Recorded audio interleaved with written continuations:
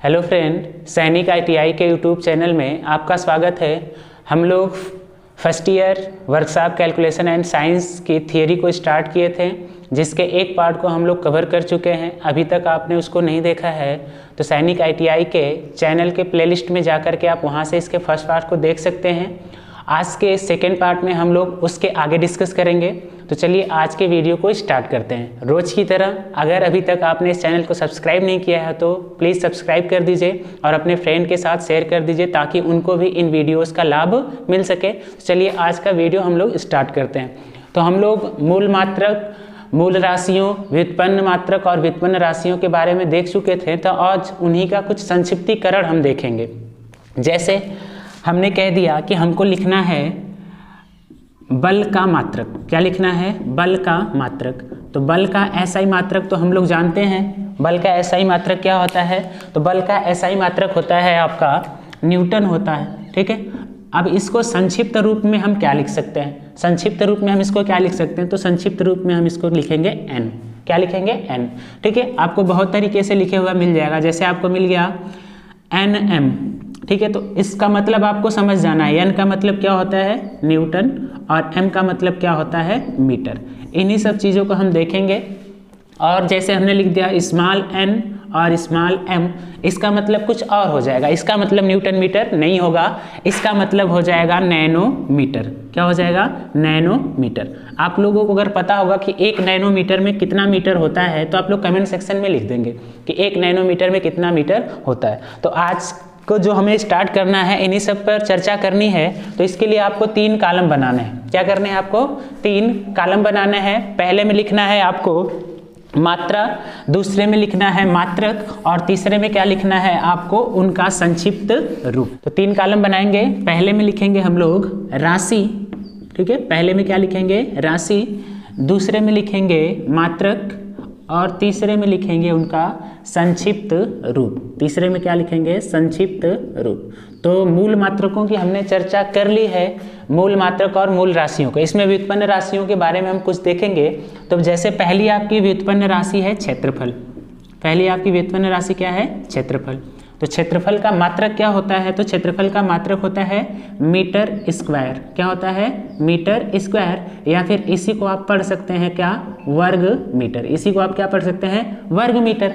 लेकिन अगर आ गया आपके पेपर में सवाल और वहाँ वर्ग मीटर, मीटर स्क्वायर ना लिख करके दे दिया मीटर के पावर 2, तब भी आपको समझना पड़ेगा ना कि वो क्या दिया है। तो क्या दिया है? क्षेत्रफल दिया है, आपको एरिया दिया है। तो एरिया का यूनिट क्या होता है? मीटर स्क्वायर या फिर वर्ग मीटर, या फिर हम पढ़ सकते हैं मीटर के पावर 2। इसको भी वही पढ़ेंगे, मीटर स्क्वायर या फिर वर्ग मीटर। दूसरी जो क्वांटिटी है वो हो जाती है आपकी आयतन। क्या हो जाती है? आयतन।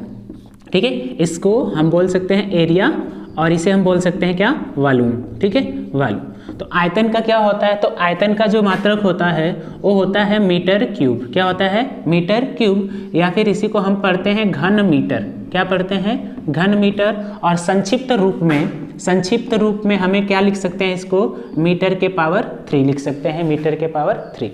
नेक्स्ट है आपका अगली व्युत्पन्न राशि स्पीड एंड वेलोसिटी। ठीक है। दोनों का सेम होता है यूनिट, चाल एवं वेग।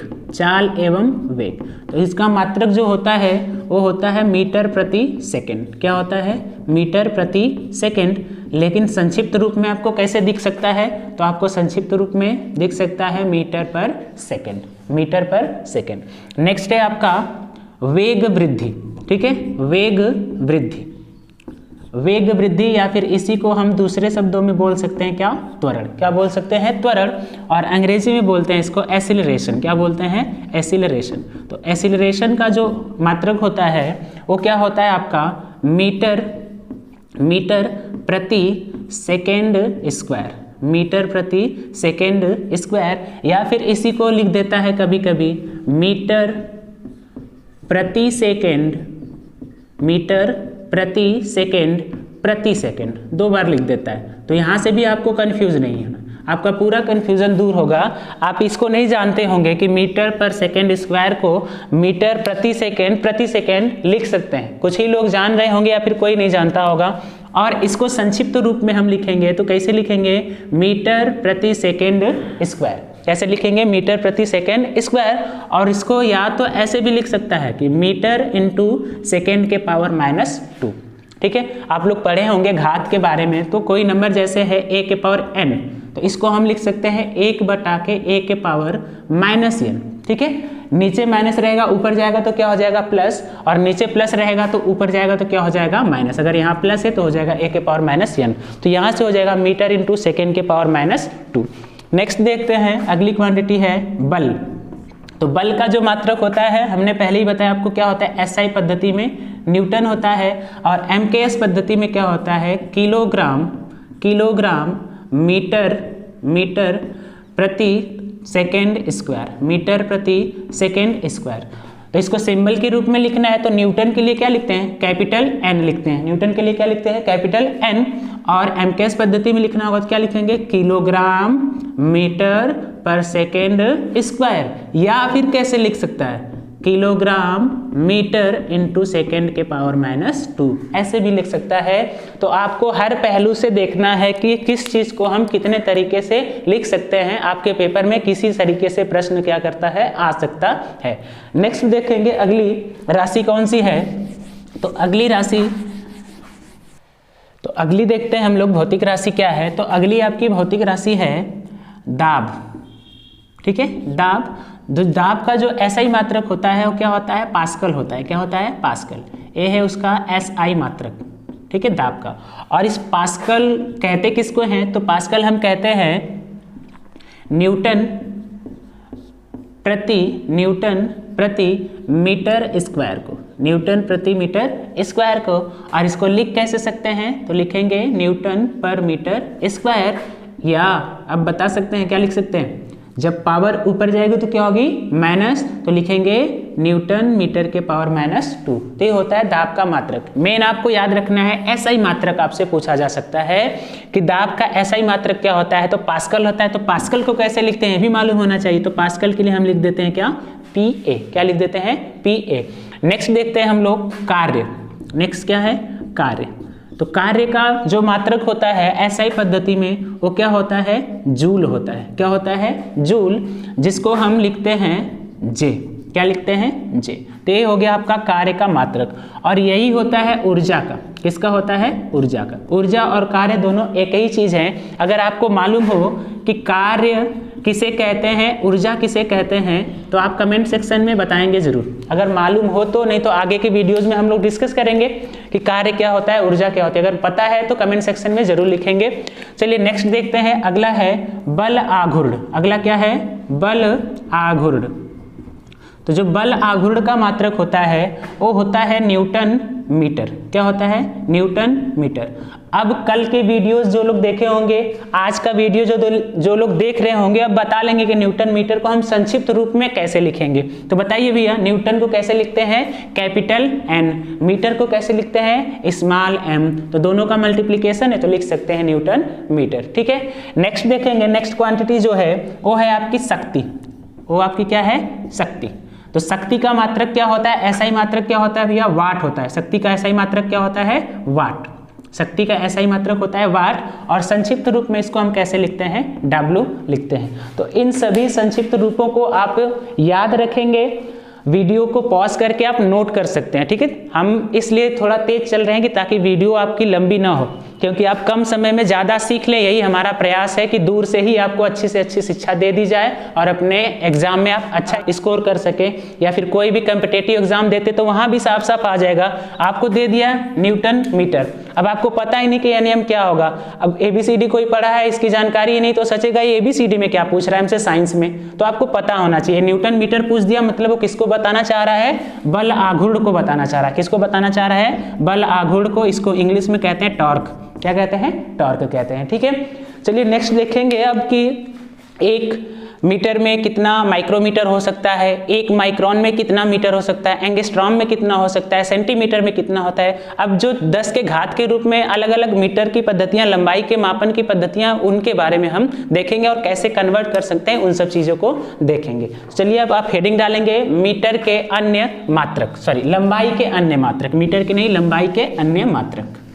हेडिंग लिखेंगे हम लोग लंबाई के अन्य मात्रक, लंबाई के अन्य मात्रक। तो लंबाई के कुछ छोटे मात्रक भी होते हैं और कुछ बड़े मात्रक भी होते हैं, तो दोनों को हम लोग डिस्कस करेंगे। तो लंबाई के एक तरफ लिख लेंगे लंबाई के छोटे मात्रक, लंबाई के छोटे मात्रक, और एक तरफ लिख लेंगे लंबाई के बड़े मात्रक। एक तरफ क्या लिख लेंगे? लंबाई के बड़े मात्रक। ठीक है, छोटे मात्रक में क्या आएंगे, बड़े मात्रक में क्या आएंगे, सब आपको पता चल जाएगा। और यहाँ से कुछ एडिशनल चीज़ें भी होंगी जो आपके आने वाले एग्जाम के लिए काफ़ी महत्वपूर्ण होंगी। जैसे सपोज अगर हमने आपसे पूछ दिया कि भैया बताइए पार्सेक, पार्सेक किसका मात्रक है, पार्सेक किसका मात्रक है। अब हमने पूछ दिया, अगर आपको जवाब मालूम है तो वीडियो को रोकेंगे और जवाब देंगे कमेंट में कि पार्सेक किसका मात्रक है।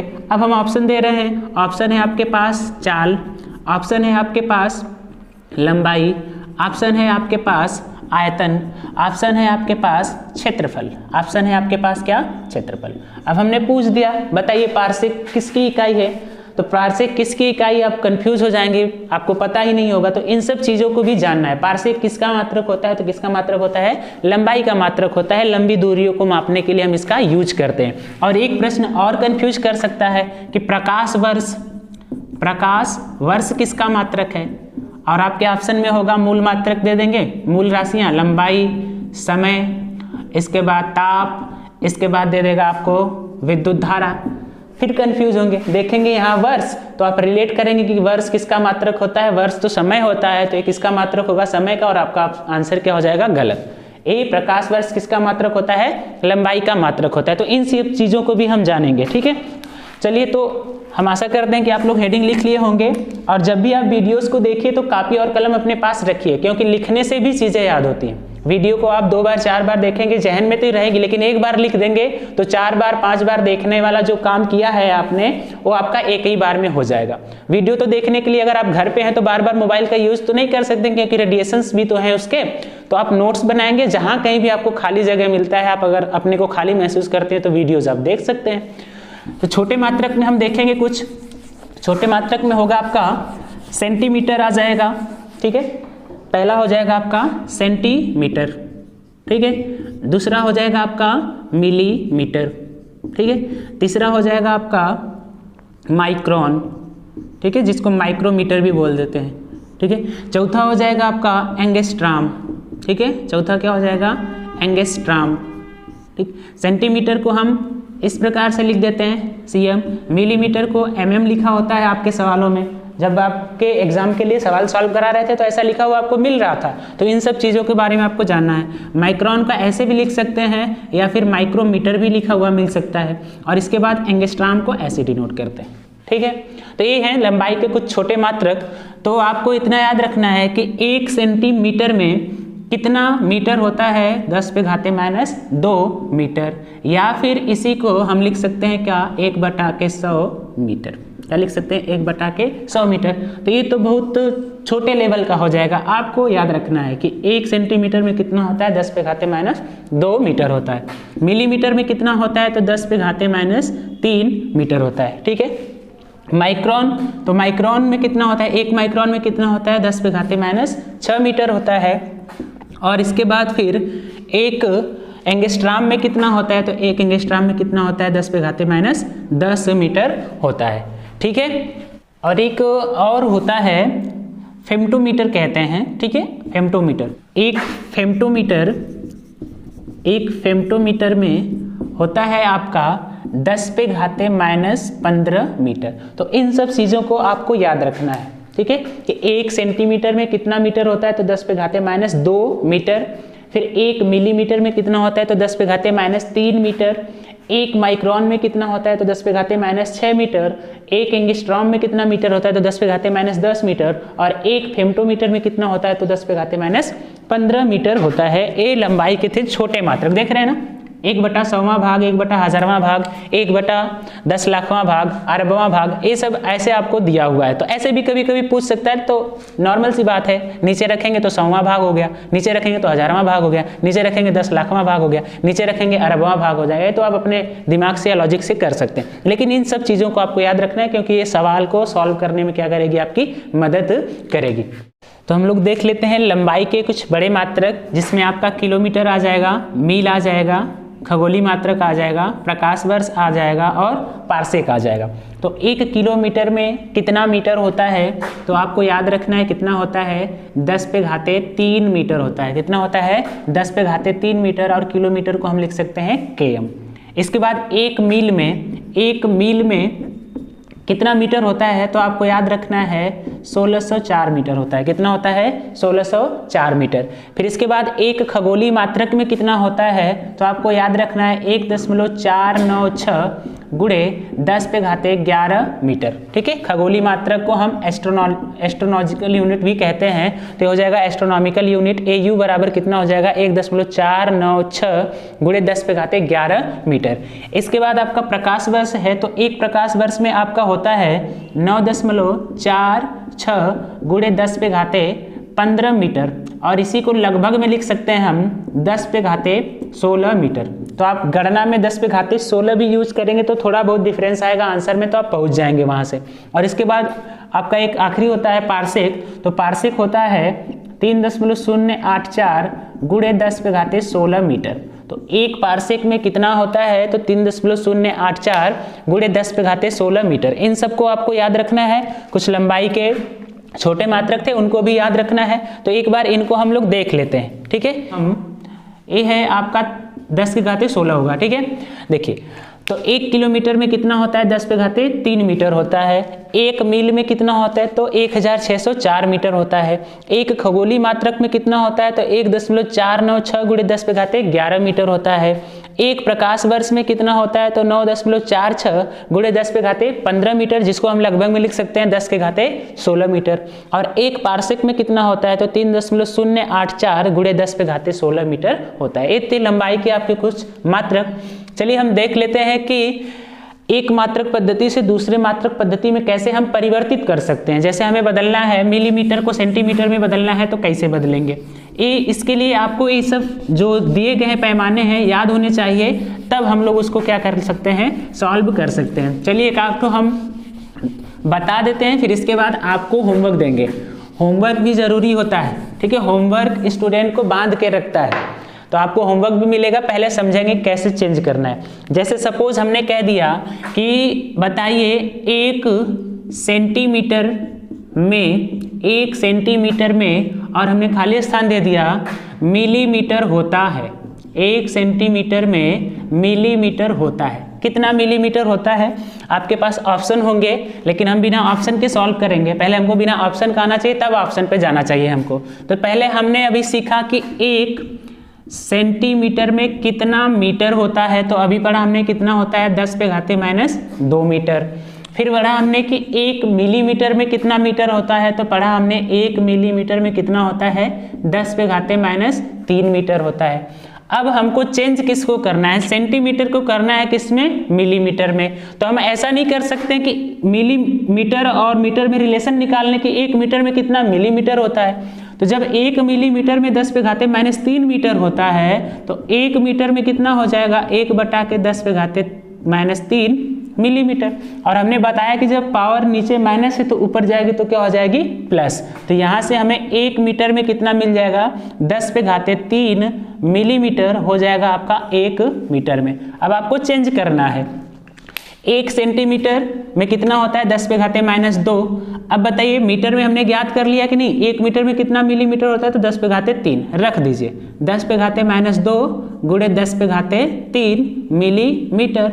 अब चेंज कर दीजिए, दोनों का आधार सेम है तो सेम हो जाएगा 10। फिर इसके बाद पावर क्या होती है, जुड़ती है जब आधार सेम होता है, तो ऊपर -2 और +3, दोनों का सिंबल क्या है, डिफरेंट है, तो घटेगा। तो 3 में से 2 जाएगा, कितना बचेगा, 1। और सिंबल उसका लगता है जो बड़ा होता है, तो बड़ा कौन है, 3 का प्लस। लिखने की जरूरत नहीं है, 10⁻1 या फिर हम लिख सकते हैं 10 मिलीमीटर। तो इस प्रकार से भी आपको सवाल पूछ सकता है। तो 1 सेंटीमीटर में कितना मिलीमीटर होता है, तो 10 मिलीमीटर होता है, यहाँ 10 भर देंगे, आपके किसी न किसी ऑप्शन में होगा। तो ऐसे कन्वर्ट करा जाता है। बाकी कल प्रैक्टिस करेंगे, लेकिन आपके लिए भी कुछ क्वेश्चन है जिनका जवाब आपको कमेंट सेक्शन में देना है कि कितना होगा, ठीक है। जैसे हमने कह दिया कि एक माइक्रोन को सेंटीमीटर में बदलिए, 1 माइक्रोन को सेंटीमीटर में बदलिए, कि 1 माइक्रोन में कितना सेंटीमीटर होता है आपको बताना है। दूसरा क्वेश्चन है कि 1 किलोमीटर में कितना सेंटीमीटर होता है, 1 किलोमीटर में कितना सेंटीमीटर होता है। तीसरा है 5 सेंटीमीटर में कितना मीटर होगा, 5 सेंटीमीटर में कितना मीटर होगा। ये है आपके लिए क्वेश्चन। आपकी यूनिट जल्दी ही समाप्त हो जाएगी। आज ये दूसरा पार्ट था। मेरा आपसे अनुरोध होगा कि अगर आपने इसका पहला पार्ट नहीं देखा है तो उसको देख लेंगे तो ये वाला वीडियो आपको बहुत अच्छे से समझ में आएगा, और आगे के लेक्चर्स को भी आप अटेंड कीजिएगा। ये सब आपको 3 क्वेश्चन दिया है हमने, अगर ये सॉल्व हो जाता है तो क्वेश्चन आप कमेंट सेक्शन में इसका आंसर बता देंगे, अगर नहीं होता है तो इसके लिए आप कल का वीडियो देखेंगे। आज के लिए बस इतना ही। धन्यवाद। जय हिंद।